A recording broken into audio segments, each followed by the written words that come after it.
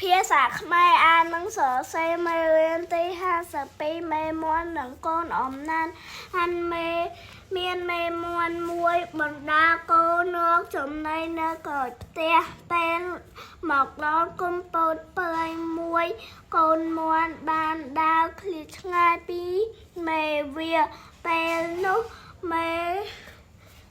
មន់ភ័យណាស់ព្រោះខ្លាចកូនមានគ្រោះថ្នាក់វារត់ឆ្លេកឆ្លើស្រែកហៅកូនឲ្យមកចិត្តក្រោយពេលកូនមកជុំគ្នាមេមួនបានត្រដាងស្លាប់គ្រប់កូនទាំងអស់មេមួនបាននិយាយប្រដៅកូនកុំឲ្យដើររកចំណីឆ្ងាយពីខ្លួនខ្លាចជួបនឹងសត្វសាហាវតាំងពីពេលនោះមកកូនមួនមិនដែលដើររកចំណីឆ្ងាយពីមេរបស់វាឡើយដោយសារការស្ដាប់តាមដំបូន្មានរបស់មេ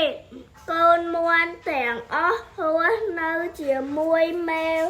វាប្រកបដោយភាពសុខសាន្ត